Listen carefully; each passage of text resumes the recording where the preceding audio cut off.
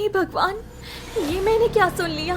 जिस इंसान को मैंने अपना सर्वस्व माना, जिसके लिए अपनी जान की बाजी लगाकर इस नागों के रास्तों से यहाँ आई, वह इतना बड़ा छली निकला। वह मुझसे प्रेम नहीं करता था, बल्कि उसने मेरा इस्तेमाल किया। मेरा पूरा जीवन नष्ट हो गया। अब मेरा इस दुनिया में कोई नहीं है। उठकर रो रहा है। दिव्या, दिव्या मुझे माफ कर देना। मैंने अपनी ही जवान से तुम्हारा दिल छलनी कर दिया। मैं तुमसे बहुत प्रेम करता हूँ दिव्या, बहुत प्रेम करता हूँ। पर तुम्हारी जान बचाने के लिए मुझे सैनिकों के सामने इतना बड़ा झूठ बोलना पड़ा। तुम मुझसे नफरत करो दिव्या, यही तुम्हारे लिए सुरक्षित है। हाँ, यही तुम्हारे लिए सुरक्षित है दिव्या। कृपया ध्यान दें, ये कहानी केवल वयस्कों के लिए है। अगर आपकी उम्र 18 साल से कम है या आप बच्चे हैं तो कृपया अभी इस वीडियो को छोड़ दें, क्योंकि ये आपके लिए नहीं है। ये कहानी पूरी तरह से काल्पनिक है और इसे बनाने का उद्देश्य आपका मनोरंजन करना और साथ ही आपको जागरूक करके एक अच्छी सीख देना है। कृपया वीडियो में दिखाई गई किसी भी बात या गतिविधि को अपने घर पर आजमाने की कोशिश बिल्कुल न करें। सूरज अपनी नवविवाहिता पत्नी दिव्या से विवाह करके उसे पहली बार अपने घर लेकर आता है। जैसे ही दोनों घर के दरवाजे के पास पहुंचते हैं, सूरज को अपने पीछे एक अजीब सी परछाई दिखाई देती है। ये क्या? मुझे ऐसा आभास क्यों हो रहा है जैसे कोई बाहर अंधेरे में हमारा पीछा कर रहा है? कौन हो सकता है? सूरज जैसे ही झटके से पीछे पलटकर देखता है, वहाँ एक बहुत बड़ी और खौफनाक काली परछाई खड़ी रहती है। नहीं, ये क्या है सूरज? ये काली परछाई कैसी है? मुझे बहुत डर लग रहा है। तभी वह रहस्यमयी काली परछाई अचानक दिव्या के ऊपर जहरीला तीर चलाने की कोशिश करती है। दिव्या, तुम तुरंत घर के अंदर जाओ और जब तक मैं तुम्हें खुद बाहर आने के लिए ना बोलूं, बाहर नहीं आना। अंदर जाओ। दिव्या अंदर भाग जाती है और सूरज उस परछाई के पीछे भागने लगता है। ए, रुक जाओ। तू जो कोई भी है आज भाग नहीं सकता। मैं तुम्हें पकड़ कर ही रहूंगा। वे खौफनाक परछाई अचानक एक जगह रुक जाती है और धीरे धीरे एक भयानक उल्लू का रूप लेने लगती है। ये क्या? एक काली परछाई अचानक एक उल्लू के रूप में कैसे बदल गई? ये कैसे हो सकता है? वह परछाई पूरी तरह से एक उल्लू बनकर हवा में अचानक गायब हो जाती है। सूरज घबराकर वापस आ जाता है। पता नहीं किसकी बुरी नजर लग गई। अब पता नहीं क्या होगा। मुझे जल्दी घर जाना चाहिए। ना जाने माँ कैसी होगी। सूरज परेशान होकर जैसे ही घर के अंदर आता है तो देखता है कि उसकी माँ वहाँ नहीं होती। ये क्या? माँ घर पर नहीं है? दिव्या, दिव्या, तुमने माँ को देखा है क्या? मैंने सब जगह माँ को देखा, पर माँ कहीं नहीं मिल रही है। सूरज को परेशान देखकर दिव्या उसके पास आती है। वह बाहरी संकट से बिल्कुल अनजान है और सुकून में दिखती है। दिव्या कितनी निश्चिंत है। उसे लग रहा है सब ठीक है और वो सुकून में है। मैं उसे उस उल्लू के बारे में कुछ नहीं बताऊंगा, वरना वो डर जाएगी। सूरज माँ को ढूंढने बाहर जाने ही वाला था कि तभी सोने की चौखट के ऊपर वही भयानक उल्लू फिर से दिखता है। हे भगवान, ये बला फिर वापस आ गई। ये हमारे घर की चौखट तक पहुंच गई है। अब मैं क्या करूं? इस बार उस उल्लू पर दिव्या की नजर भी पड़ जाती है और वह उसे पहचान जाती है। सूरज, दूर हटो इससे। इस उल्लू का नाम काल नेत्र है।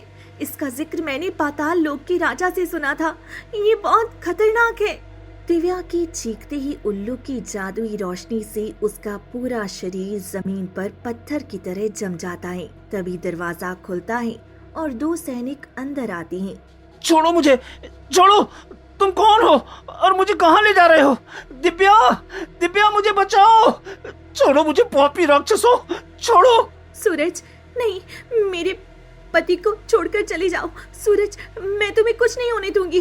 सैनिक सूरज को उठा ले जाते हैं। दिव्या उसे बचाने की कोशिश करती है, पर उसका शरीर जमे होने के कारण वह चल नहीं पाती। पूरी रात बीत जाती है।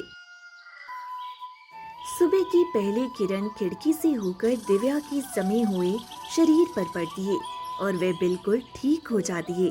अंधेरा छट गया और सूरज की किरण से मेरा शरीर तो ठीक हो गया, लेकिन मेरा सुहाग वो राक्षस ले गया।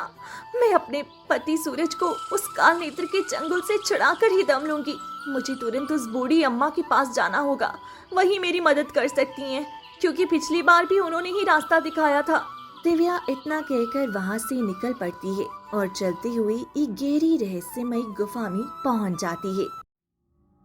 आओ बेटी, और बताओ आज यहाँ कैसे आना हुआ? माई, पाताल लोक के सैनिक मेरे पति सूरज को जबरदस्ती उठा ले गए हैं। उस दुष्ट उल्लू ने मुझे पत्थर की मूर्ति जैसा जमा दिया था। मैं चल भी नहीं पा रही थी। सुबह जब सूरज की किरण मुझ पर पड़ी, तब जाकर जैसे तैसे मेरे शरीर में जान आई है। मुझे मेरे पति को उन दुष्टों से सही सलामत वापस लाना है। क्या कोई तो रास्ता होगा माई? चिंता मत कर बेटी, मैं तेरी मदद जरूर करूंगी। पहले की तरह मेरे पास सच जानने का और सूरज को ढूंढने का एक रास्ता है। वह लोग उसे कहाँ लेकर गए हैं ये पता करना होगा। तू अपने सर के थोड़े से बाल काटकर मुझे दे दे, मैं अपनी विद्या से सब पता कर लूंगी। दिव्या तुरंत अपनी चोटी काटकर बूढ़ी औरत को दे देती है। बूढ़ी औरत की चेहरे पर एक रहस्यमयी मुस्कान उभर आती है। दिव्या जाने के लिए मुड़ती है। रुक जाओ बेटी, मुझे अपनी जादुई विद्या में सब कुछ दिख गया है। यहाँ गुफा के बाहर इस बड़े पेड़ के ठीक पीछे ही नागांत लोक का रास्ता है। तुम तुरंत उधर ही जाओ, वहीं तुम्हें तुम्हारा पति सूरज मिलेगा। मैं उस रास्ते पर नहीं जा सकती, वहाँ केवल एक सच्ची पत्नी ही कदम रख सकती है। माई, ये कैसा भयानक रास्ता है, मैं इस रास्ते से कैसे जाऊंगी? यहाँ तो रास्ते के दोनों तरफ सिर्फ बड़े बड़े और जहरीले नाग ही नाग दिख रहे हैं, पर मुझे अपने पति की जान बचाने के लिए यही रास्ता अपनाना होगा। हाँ बेटी, यही एकमात्र मार्ग है। ठीक है माई, अगर मेरे पति तक पहुँचने का यही एक रास्ता है तो मैं इसे पार जरूर करूंगी। दिव्या हिम्मत जुटाकर उस खौफनाक रास्ते पर आगे बढ़ जाती है और पहला कदम रख देती है। वे मुश्किल से नागों के बीच से बचती हुई आगे बढ़ पा रही होती है। तभी दूर से सूरज की नजर दिव्या पर पड़ती है। अरे, ये तो दिव्या है। ये इस खौफनाक रास्ते को पार करके यहाँ मुझे बचाने आ गई। थोड़ी दूर चलने के बाद दिव्या अचानक थक कर जमीन पर गिर जाती है। दूर खड़ा सूरज अपनी पत्नी को इस हाल में देखकर अंदर से पूरी तरह हिल जाता है। इसकी जान को बहुत बड़ा खतरा है। मैंने कितनी बड़ी मुश्किल से इसे उस काल नेत्र के जाल से बचाया था। अगर आज इसे यहाँ कुछ हो गया तो मैं इसकी माँ को क्या जवाब दूंगा? वे बेचारी तो पहले ही जिंदगी में इतना सब कुछ झेल चुकी है। मुझे कुछ करना होगा ताकि दिव्या को मेरी इस हालत का पता न चले। सूरज तुरंत उस सैनिक के पास जाता है जो उसे यहाँ बंदी बनाकर लाया था। भाई मेरी एक बात मान लो। इसके बदले में तुम लोग जो शर्त बोलोगे मैं उससे पूरा करूंगा। बस मेरी पत्नी दिव्या को ये पता नहीं चलना चाहिए कि मैं यहाँ इस लाचार हाल में हूँ। ये मुमकिन नहीं है, तुम हमारे बंदी हो, हम तुम्हारी कोई बात नहीं मान सकते। मेरी बात सुनो, जिस शर्त को तुम मुझसे मनवाना चाहते हो, जिसके लिए तुम कल रात से लगातार गर्म लोहे के सरिये से मेरी पीठ को जला रहे हो, मैं उस शर्त को मानने के लिए तैयार हूँ। मैं तुम्हारे राजा की हर बात मानूंगा। सूरज की ये बात सुनकर दोनों सैनिक बहुत खुश हो जाते हैं। सूरज उनके कान में धीरे से कुछ और बात बोलता है। सैनिक तुरंत सूरज की जंजीरें खोलकर उसे एक आलीशान कुर्सी पर बिठा देती हैं और उसके सामने सेवक की तरह झुककर खड़ी हो जाती हैं। तभी दिव्या हाँफती हुई वहाँ पहुँच जाती है और सूरज को सही सलामत देखकर भावुक हो जाती है। वह तेजी से उसकी तरफ भागती है, पर तभी सूरज की आवाज उसके कानों में पड़ती है। सुनो शंभू, वो जो लड़की है ना दिव्या, उससे मैंने विवाह का ढोंग कर लिया है। तो आपने अपने काम को अंजाम दे दिया मालिक? हाँ, उसकी वो पागल माँ तो मेरे गले पड़ गई थी, और वो दिव्या तो बिल्कुल ही मूर्ख लड़की है। उसे यही लगा कि मैंने उसके लिए जो कुछ भी किया वो सब मेरी इंसानियत थी। अरे उस नासमझ को ये नहीं पता कि यहाँ का असली मालिक मैं हूँ। और वो तो महज एक मोहरा थी। दिव्या ये सब सुनकर स्तब्ध रह जाती है और वहीं रुक जाती है। मैं इस प्राचीन नागांत लोक के पूरे साम्राज्य का मालिक हूँ। जब तक पाताल लोक का अंत नहीं होता और मैं उस पाताल भैरवी राजा को नहीं हरा देता, तब तक इस लोक का जादुई द्वार खोला नहीं जा सकता था। पाताल लोक के राजा पाताल भैरवी और उस दुष्ट जादूगरनी को हराकर मैंने अपनी ताकत बहुत बढ़ा ली है, तभी तो आज मुझे यह सर्वोच्च सिंहासन मिला है। सूरज के मुंह से ये कड़वा सच सुनकर दिव्या को बहुत गहरा सदमा लगता है। उसका दिल पूरी तरह टूट जाता है। हे भगवान, ये मैंने क्या सुन लिया? जिस इंसान को मैंने अपना सर्वस्व माना, जिसके लिए अपनी जान की बाजी लगाकर इस नागों के रास्तों से यहाँ आई, वह इतना बड़ा छली निकला। वह मुझसे प्रेम नहीं करता था, बल्कि उसने मेरा इस्तेमाल किया। मेरा पूरा जीवन नष्ट हो गया। अब मेरा इस दुनिया में कोई नहीं है। दिव्या फूट फूट कर रोने लगती है और उल्टे पांव वहां से घनी जंगलों की तरफ भागने लगती है। और जैसे ही गांव की सीमा पर पहुंचती है, तभी उसकी माँ मेघा की नजर उस पर पड़ जाती है। दिव्या बेटी, ये तुम्हारी क्या हालत हो गई है? अब मुझे कोई और बुरी खबर मत देना। पहले ही गांव में तुम्हारी एक शादी टूट चुकी थी। सबने तुम्हें भागी हुई लड़की का नाम दे दिया था। बड़ी मुश्किल से सूरज ने तुमसे विवाह किया, तब जाकर हमारी थोड़ी इज्जत वापस मिली। आज तुम्हारी ये उतरी हुई शक्ल देखकर मुझे कुछ ठीक नहीं लग रहा है। बताओ क्या हुआ है? दिव्या अपनी माँ को देखकर अपने आंसू पोंछ लेती है और सच छुपा जाती है। मैं माँ को ये सब कभी नहीं बता सकती। अगर मैंने उन्हें सूरज का असली क्रूर चेहरा बता दिया, तो वह ये सदमा बर्दाश्त नहीं कर पाएंगी। मुझे ये जहर अकेले ही पीना होगा। बेटी, तुम कुछ बोल क्यों नहीं रही हो? दामाद जी कहाँ हैं? माँ, ऐसी कोई बात नहीं है। मैं तो बस यूं ही तुमसे मिलने यहाँ चली आई। तुम व्यर्थ में चिंता कर रही हो। हे भगवान, तेरा लाख लाख शुक्र है। मेरी तो जान ही निकल गई थी। मुझे लगा कि फिर से कोई अनहोनी हो गई है। अच्छा हुआ जो तुम आ गई। चलो अब घर चलो। वहीं दूसरी तरफ नागांत लोक के राजमहल में सूरज अपने सिंहासन पर अकेला बैठा हुआ अपनी पत्नी दिव्या का दिल दुखाने के कारण फूट फूट कर रो रहा है। दिव्या, दिव्या मुझे माफ कर देना। मैंने अपनी ही जवान से तुम्हारा दिल छलनी कर दिया। मैं तुमसे बहुत प्रेम करता हूँ दिव्या, बहुत प्रेम करता हूँ। पर तुम्हारी जान बचाने के लिए मुझे सैनिकों के सामने इतना बड़ा झूठ बोलना पड़ा। तुम मुझसे नफरत करो दिव्या, यही तुम्हारे लिए सुरक्षित है। हाँ, यही तुम्हारे लिए सुरक्षित है दिव्या।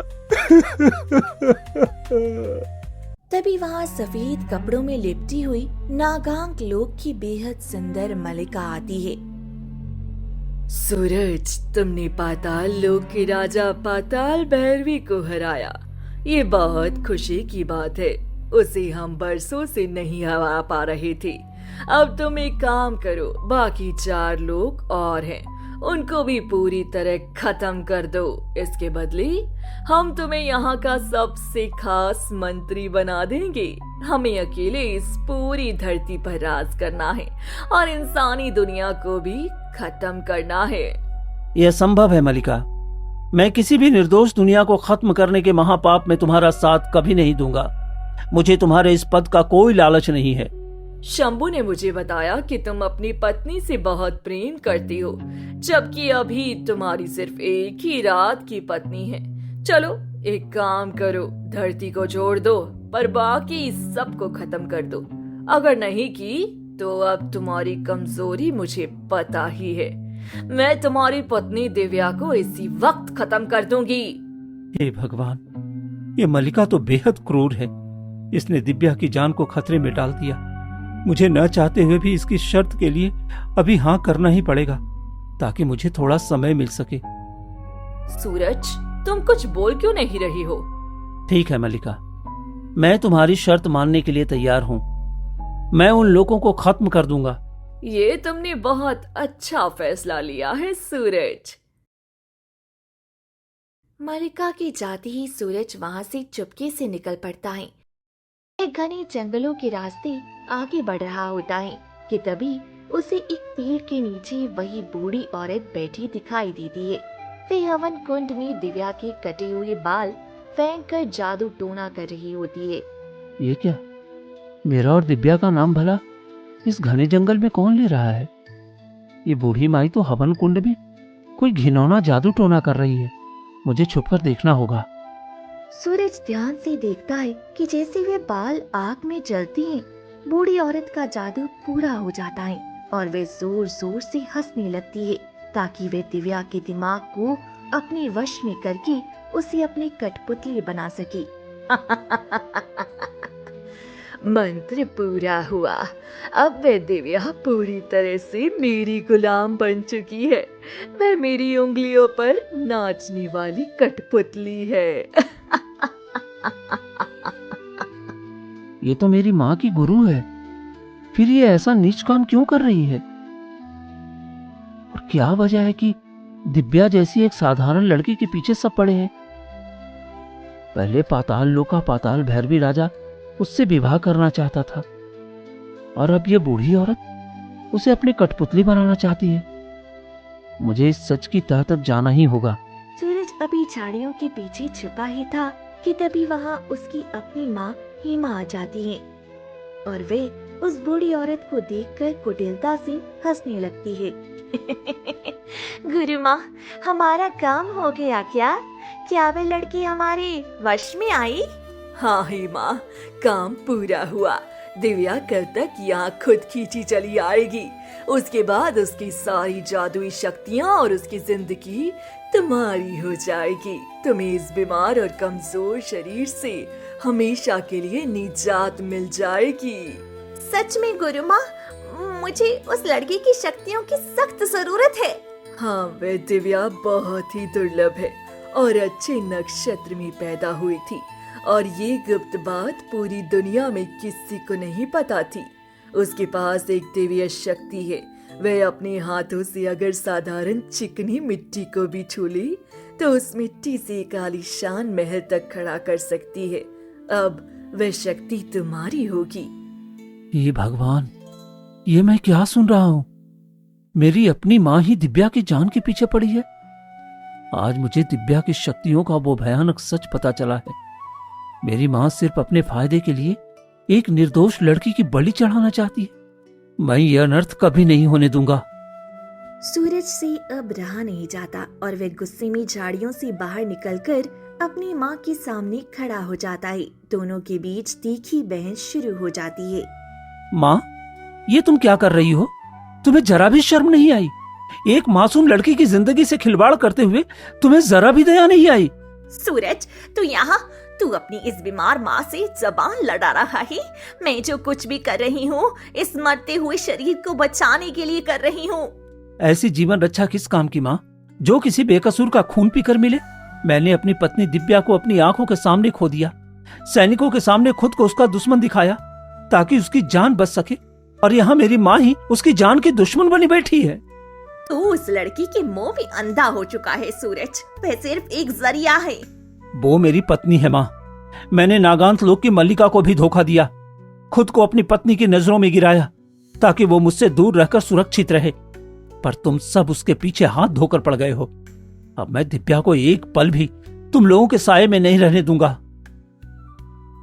सूरज वहाँ से तुरंत भागकर दिव्या के पास पहुँचता है, जो गांव के पुराने घर में अकेली बैठी रो रही होती है। सूरज को देखकर वह चौंक जाती है, पर सूरज उसका हाथ पकड़ लेता है। दिव्या, मेरी बात सुनो। तुम्हें मुझसे नफरत करने का पूरा अधिकार है, पर इस वक्त तुम्हारी जान बहुत बड़े खतरे में है। तुम अगर मेरे साथ हो तो मैं बिल्कुल बेफिक्र हूँ। पूरी दुनिया से लड़कर भी तुम्हें बचा लूंगा, पर तुम मुझसे दूर रही तो मुझे हर पल डर लगा रहेगा कि तुम किसी मुसीबत में तो नहीं हो। कृपया करके मुझ पर एक बार विश्वास करो। हमें यहाँ से दूर भागना होगा। सूरज, मुझे कुछ समझ नहीं आ रहा है, पर आपकी आंखों का ये सच मुझे रुकने नहीं दे रहा। मैं आपके साथ चलने के लिए तैयार हूँ। दोनों तय करती हैं कि वे अगली सुबह सूरज निकलने से पहले ही इस गांव से हमेशा के लिए भाग जाएंगी। ठीक है दिव्या, तुम अपनी तैयारी रखो, जैसे ही सुबह की पहली किरण फूटेगी हम यहाँ से निकल चलेंगे। जी मैं तैयार रहूंगी। अब जो भी हो हम इस मुसीबत का सामना साथ मिलकर करेंगे। उसी समय दिव्या का पुराना मंगीतर सौरभ चुपके से खिड़की के पास खड़ा होकर उन दोनों की सारी बातें सुन लेता है। उसकी आंखों में लालच आ जाता है। अरे वाह, ये तो बहुत बड़ा राज मेरे हाथ लग गया। तो उस दिव्या के पास मिट्टी से महल बनाने वाली दिव्य शक्ति है। वो तो बहुत भाग्यशाली लड़की है। अब मुझे वो दिव्य शक्ति वाली दिव्या हर हाल में चाहिए। वो दिव्या तो पहले मेरी ही होने वाली पत्नी थी, उस पर सिर्फ मेरा हक है।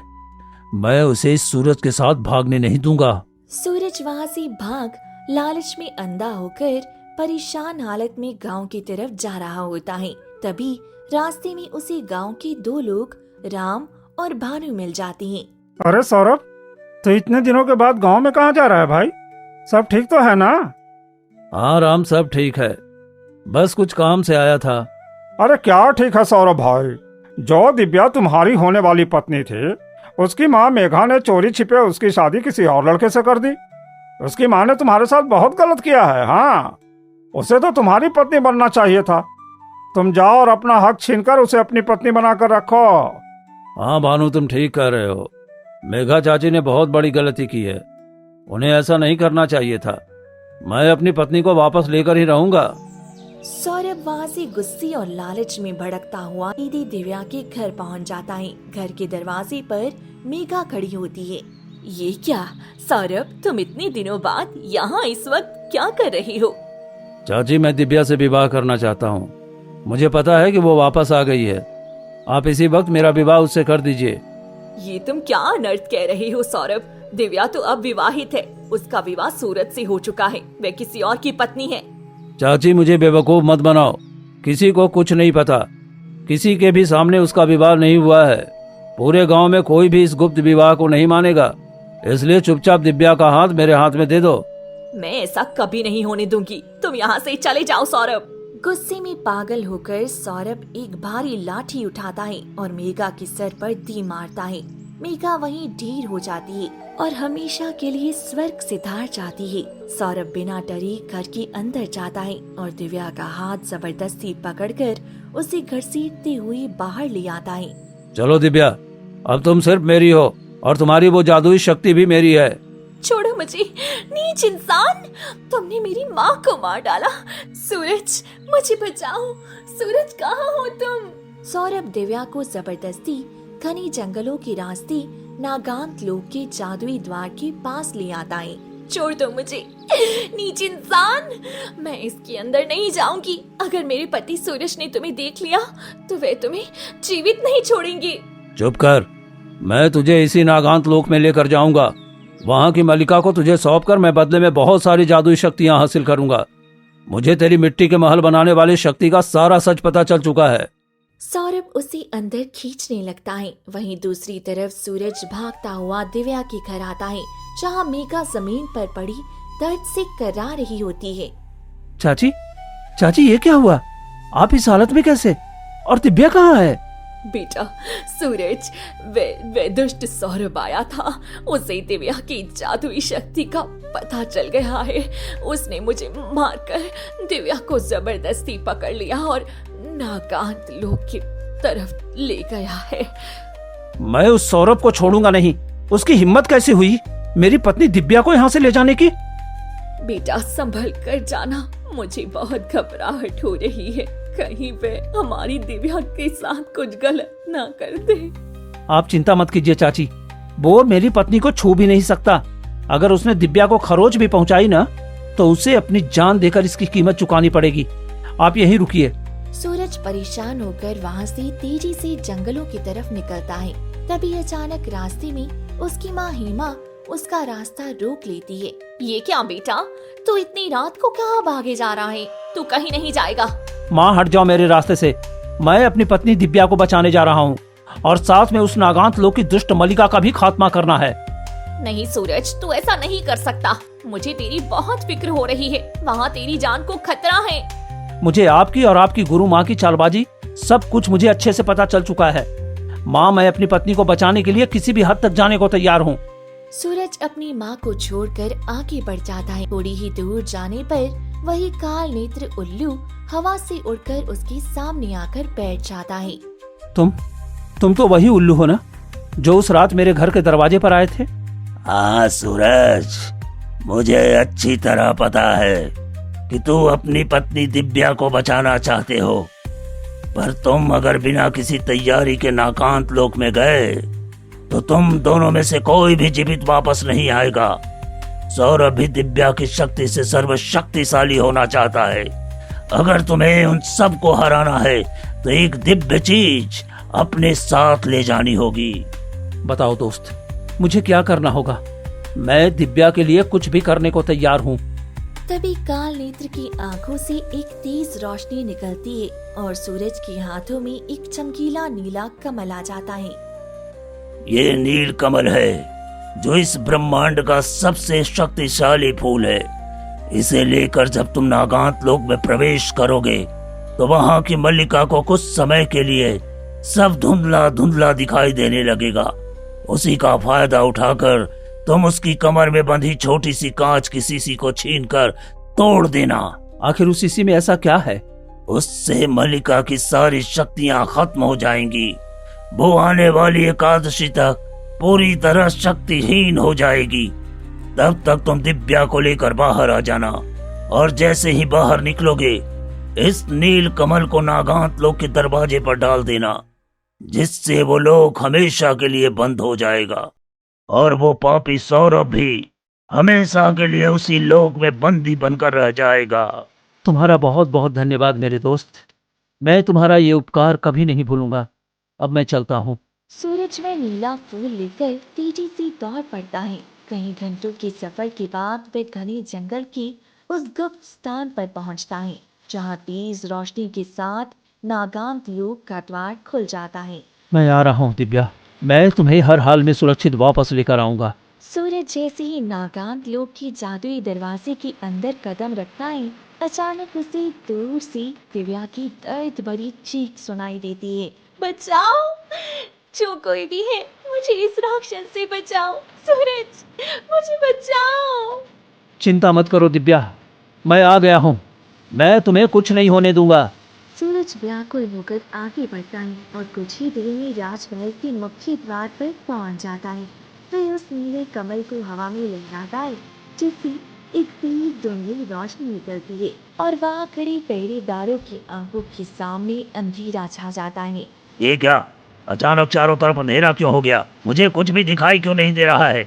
यही सबसे सही मौका है, मुझे सैनिकों के संभलने से पहले जल्दी से महल के अंदर जाना होगा। सूरज तेजी से महल के अंदर एक गुप्त कमरे में प्रवेश करता है, जहाँ दिव्या अकेली बैठी फूट फूट कर रो रही होती है। सूरज को देखकर वह चौंक जाती है। सूरज जी, आप यहाँ क्यों आ गए? आप तुरंत यहाँ से चले जाइए। अगर उस दुष्ट सौरभ ने आपको देख लिया तो पता नहीं वह आपके साथ क्या नृत्य कर देगा। और वह मलिका, वह मुझसे कोई जादुई शक्ति हासिल करने वाली है। वह मेरे साथ कुछ बहुत बुरा करने वाली है। मैं अब उस मलिका से नहीं डरने वाला दिव्या, और ना ही उस सौरभ से, जिसने मेरी पत्नी के साथ ऐसा घिनौना कृत्य किया है। तो मेरा हाथ थाम कर चलो, अब देखो मैं क्या करता हूँ। सूरज जैसे ही दिव्या का हाथ पकड़कर कमरे से बाहर निकलने लगता है, तभी अचानक सामने से नागांत लोक की मल्लिका आकर खड़ी हो जाती है। सूरज, तुम्हारी हिम्मत कैसे हुई मेरे शिकार को यहाँ से लेकर भागने की? छोड़ दो उसे और चला जा यहाँ से, वरना तेरा अंत निश्चित है। सूरज तुरंत उसी नीले कमल को मल्लिका के चेहरे के सामने कर देता है। उसमें से एक अलौकिक तेज रोशनी निकलती है और मल्लिका की आंखों के सामने सब कुछ धुंधला होने लगता है। ये क्या, मेरी आंखों के सामने अचानक सब धुंधला क्यों हो रहा है? मुझे कुछ भी साफ दिखाई क्यों नहीं दे रहा? सूरज बिना एक पल गवाए तेजी से आगे बढ़ता है और मल्लिका की कमर में बंधी कांच की छोटी सी जादुई शीशी को झटके से निकाल लेता है। तुम ये क्या कर रही हो? नीच मानव, छोड़ दो उसे। तुम उस शीशी को नहीं ले सकते, उसे वापस करो। मुझे अच्छी तरह से पता चल चुका है मलिका कि तुम्हारी सारी दुष्ट शक्तियाँ इसी छोटी सी शीशी में बंद है। अब तुम्हारा अंत निश्चित है। सूरज उस शीशी को जमीन पर जोर से पटक कर तोड़ देता है। अचानक एक तेज धमाके के साथ जादुई रोशनी फैलती और मलिका चीखती हुई निर्जीव सी होकर वहीं जमीन पर गिर पड़ती है। सूरज, तुमने मेरी सारी शक्तियां नष्ट कर दी। मैं तुम्हें कभी नहीं छोड़ूंगी। सूरज जी चलो, जब तक ये मलिका कुछ करने लायक हो हमें यहाँ से तुरंत निकल जाना चाहिए। सूरज दिव्या का हाथ पकड़कर नागांत लोक के मुख्य दरवाजे की तरफ भागने लगता है। तभी महल के दूसरे हिस्से में छिपे सौरभ के पूरे शरीर में अचानक तेज जादुई जलन होने लगती है। सौरभ, तूने लालच में आकर मेरी पत्नी और चाची के साथ जो पाप किया है उसकी कीमत तो अब तुझे चुकानी ही पड़ेगी।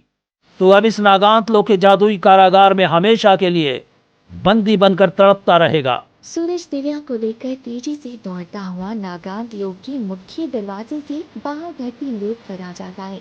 वह तुरंत उस जादुई नील कमल को दरवाजे के ऊपर रख देता है। एक तेज दिव्य रोशनी के साथ पूरे दरवाजे पर एक अदृश्य और अटूट जंजीर बन जाती है और वह नागांत लोक का द्वार हवा में हमेशा के लिए गायब हो जाता है।